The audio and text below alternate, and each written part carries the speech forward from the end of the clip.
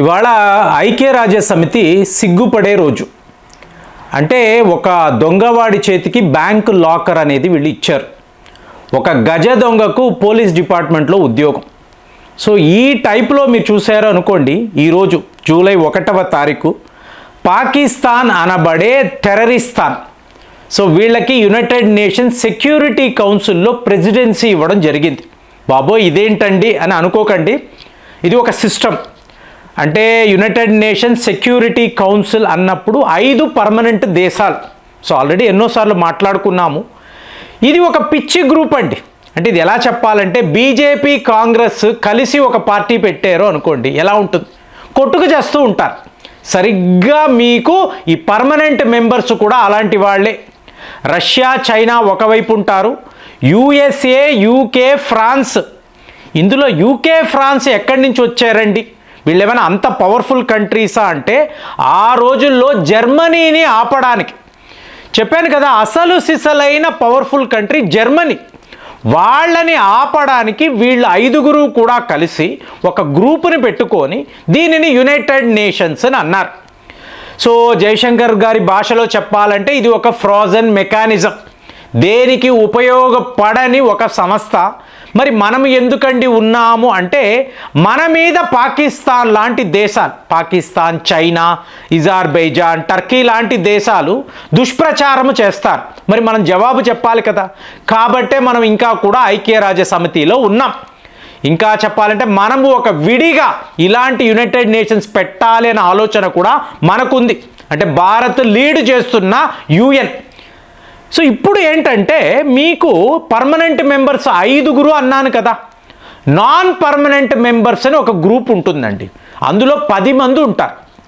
ఈ 10 మంది మీకు మారుతూ ఉంటారు, రొటేషన్ పద్ధతిలో మారుతూ ఉంటారు. ప్రతి ఒక్క దేశానికి 2 ఏళ్ల పాటు టెన్యూర్ ఉంటుంది. 2 ఇయర్స్ వీళ్ళు నాన్ పర్మనెంట్ మెంబర్స్గా యుఎన్ఎస్సిలో ఉండవచ్చు. సో మీకు పాకిస్తాన్కి కూడా అలాంటి ఒక అవకాశము అనేది వచ్చింది. అంటే 2025, 2026 దాకా పాకిస్తాన్ ఇందులో యుఎన్ఎస్సిలో నాన్ పర్మనెంట్ మెంబర్. అలాగే రొటేషన్ పద్ధతిలో ప్రతి ఒక్క దేశానికి 1 నెల రోజుల పాటు ఈ అధ్యక్ష పదవి అనేది ఇస్తారు. అలాగే ఈ జూలై పాకిస్తాన్ వాడికి ఇచ్చారు. సో నెల రోజుల నుంచి కూడా మనము ఏం చేస్తున్నాము, ఎలాగో వాడు కాశ్మీర్ అంటాడు, ఈ కాశ్మీర్ క్యాంపెయిన్ని పెద్ద లెవెల్లో తీసుకురావాలనుకుంటాడు. At the same time victim card, అంటే పహల్గామ్ దాడులు ఎవరో తీవ్రవాదులు వచ్చి అక్కడ చేస్తే భారత్ మా మీద ఇలా విరుచుకు పడింది, మా మీద ఒక యుద్ధము చేశారు, 11 ఎయిర్ బేసులు, 9 తీవ్రవాద క్యాంపులు, సో వీటిని ఇలా ధ్వంసము చేస్తే మా దేశము ఏం కావాలి? ఇది విక్టిమ్ కార్డ్. సో ఈ ప్రచారము అనేది ఐక్యరాజ్య సమితిలో వాడు మొదలు పెడతాడు. కాబట్టి మనము నెల రోజుల నుంచే దీనికోసం ఒక ప్లాన్, ఇంతకుముందు ఎప్పుడూ లేదండి. వాడు ఇది మాట్లాడితే మనము ఏం చెయ్యాలి అని క్లియర్గా మన వాళ్ళు ఎస్ జయశంకర్ గారైతే లిటరల్గా ఈ వీడియో నేను మాట్లాడుతున్న సమయంలో ఈయన అమెరికా వెళుతున్నాడు. 3 డేస్ విజిట్. చూడండి విచిత్రము, ఇదే వ్యక్తి షాంఘాయ్ కోఆపరేషన్ ఆర్గనైజేషన్ చైనా వెళ్ళగలరు, మళ్ళీ ఈయన అమెరికా కూడా వెళ్ళగలరు. ప్రపంచంలో ఏ ఒక మంత్రి కూడా ఇలాంటి ఒక ఇన్ఫ్లుయెన్స్ కలిగిన వాడు అయ్యి ఉండే ఛాన్సే లేదు. సో ఇక్కడ ఏమిటి, క్వాడ్ మీటింగ్. క్వాడ్ మీటింగ్ అంటే ఏంటి? చైనాకు వ్యతిరేకంగా 4 దేశాలు చైనాకు వెళ్ళి షాంఘాయ్ కోఆపరేషన్ ఆర్గనైజేషన్ అంటారు, మళ్ళీ అమెరికాకు వెళ్ళి చైనాకు వ్యతిరేకంగా మాట్లాడాలి. చూడండి ఎంత ఒక గమ్మత్తైన వ్యవహారం. కానీ ఇప్పుడు మన టార్గెట్ అంతా కూడా పాకిస్తాన్ కాబట్టి న్యూయార్క్ మహానగరములో ఒక ఎగ్జిబిషన్ అండి. ఈ ఎగ్జిబిషన్ ఎవరు కండక్ట్ చేస్తున్నారు? స్వయాన జయశంకర్ గారు. సో ఇక్కడ మీకు తీవ్రవాదం యొక్క ప్రభావము మా భారతీయుల పైన, అంటే తీవ్రవాదుల వల్ల మా దేశ ప్రజలు ఏ స్థాయిలో నష్టపోయారు, the human cost of terrorism అని థీమ్ని పెట్టి మొన్నటి పహల్గామ్ నుంచి క్రాస్ బార్డర్ టెర్రరిజం, పాకిస్తాన్ నుంచి వచ్చే తీవ్రవాదులు ఎలాంటి నష్టాన్ని మాకు కలిగించారని చెప్పి అమెరికాలో క్వాడ్ మీటింగ్ టైంలో దీనిని ప్రపంచానికి చూపించాలి.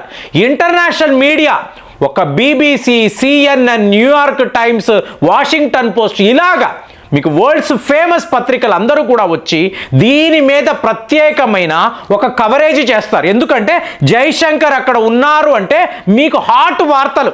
ఈయన మాట్లాడే ప్రతి ఒక్క మాట నుంచి ఒక అర్థాన్ని వెలికి తీసి దానిని పెద్ద లెవెల్లో ప్రచారము చేయడము అనేది వెస్టర్న్ మీడియాకు చాలా చాలా ఇష్టం. ఎందుకు? ఒక సెన్సేషనల్ స్టేట్మెంట్స్ అనేవి ఈయనవి ఉంటాయి. కాబట్టి ఈయన అక్కడ అమెరికాలో ఇలాంటి ఒక ఎగ్జిబిషన్, అందులో ఫోటోలు ఉంటాయి, మీకు స్టేట్మెంట్స్, డేటా, అసలు పాకిస్తాన్ నుంచి తీవ్రవాదులు ఎక్కడెక్కడి నుంచి ఎలాగ వస్తారు, వచ్చి వీళ్ళు ఏమేమి చేస్తారు, సర్వము మొత్తం ఈయన అక్కడ షోకాస్ చేస్తారు.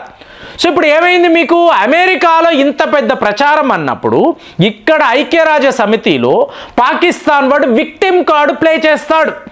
సో మమ్మల్ని ఇలాగా అంటే మమ్మల్ని బతకనివ్వడం లేదు, మేము అరేబియా సముద్ర తీరాల వద్ద ఒక స్టెబిలైజర్ లాగా పనిచేయాలనుకుంటే భారతీయులు ఎప్పుడు కూడా అగ్రెసర్ లాగా మా మీద విరుచుకు పడుతూనే ఉంటారు, దీనిని ప్రపంచము ఆపాలి.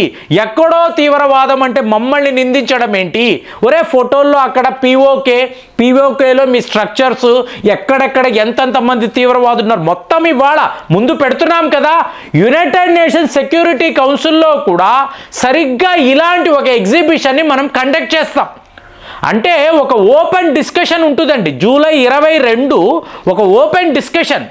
ఇందులో గ్లోబల్ టెర్రరిజం, ఇప్పుడు మనం ఏం చెప్తామంటే పాకిస్తాన్ మీద మేము దాడులు చేసాము మాట్లాడమండి, మీకు ఫలానా ప్రాంతములో మీకు గ్లోబల్గా ఉండే ప్రముఖ తీవ్రవాదులు దాక్కొని ఉన్నారు, సో వాళ్ళ మీద మేము దాడులు చేసాం. గ్లోబల్ టెర్రరిజం మీద మా పోరు అనేదే ఐక్యరాజ్య సమితిలో మనము తీసుకొస్తున్న అతిపెద్ద తీర్మానం. సో ఇంత పెద్ద విషయాన్ని మనం ఏం చేస్తున్నాము ప్రపంచ స్థాయిలో, అంటే వాడికి కౌంటర్ అటాక్ ఎలా ఇవ్వాలి? మేము ఇది ఎందుకు చేసాము, ఆపరేషన్ సింధూర్ ఎందుకు చేసాము అంటే మేము పాకిస్తాన్ మీద కాదు, పాకిస్తాన్ మా టార్గెట్ కాదు, మాకు తీవ్రవాదులే ముఖ్యము, వాళ్ళ మీదే మేము ఈ దండయాత్ర చేసాము అని చెప్పి ఈ ఓపెన్ డిబేట్లో మాట్లాడతాం. పాకిస్తాన్ వాడు కూడా దీన్ని కాదు అనలేడు కదా. ఇప్పుడు ఇది ఎలా చెప్పాలి? ఇప్పుడు దావూద్ ఇబ్రహీం ముంబై దాడులు ఆ టైంలో ఎంత దారుణాలు చేశాడు, వాడు తర్వాత పాకిస్తాన్లో వెళ్ళి దాక్కున్నాడు. మనము వాడి ఎలక్ట్రిసిటీ బిల్లు, టెలిఫోన్ బిల్లుని తీసుకువచ్చి ఇదే యుఎన్ఎస్సిలో చూపించాం. చూడండి వీడు పాకిస్తాన్లోనే దాక్కున్నాడు, మరి వీడిని పట్టుకోవాలి కదా అంటే పాకిస్తాన్ వాడు అబ్బే అలాంటిది ఏం లేదండి అంటే దావూద్ ఇబ్రహీం భార్య పేరు మీద మీకు టెలిఫోన్ బిల్లు ఉందండి, అయినా కూడా పాకిస్తాన్ వాడు లేదు అంటూ వచ్చాడు. వాడికి సపోర్ట్గా చైనా వాడు ఏం చేస్తాడు, వీటో పవర్ అంటాడు. ఈ గ్రూప్ ఎంత చెత్త గ్రూప్ అంటే ఇప్పుడు రష్యా వాళ్ళు యుక్రెయిన్పై యుద్ధము చేస్తున్నారండి, వీళ్ళందరూ కలిసి రష్యాను ఐక్యరాజ్య సమితి నుంచి తీసేయాలి అని అన్నారు. అందరూ సంతకాలు పెడతారు, అవును రష్యా ఉండకూడదు అంటారు. ఫైనల్గా ఈ ఉండకూడదు అనే ఈ బిల్లు రష్యా దగ్గరికే వస్తుంది. సో దాన్ని చూసి నో, రిజెక్ట్, మా వీటో పవర్ ఇదే అంటే మొత్తం తుస్సుమంటు. అలాంటి ఒక సిస్టమ్, దేనికి పనికి రాని ఒక సిస్టమ్. ఇవాళ పాకిస్తాన్ వాడికి ఇచ్చిన అజెండా ఏంటో చెప్పమంటారా? Taliban sanctions committee. అంటే తండ్రి ఏమో జడ్జి, కొడుకు ఏమో హత్య చేసి అక్కడ నేరగాడులాగా బోన్లో నిలబడి ఉన్నాడు.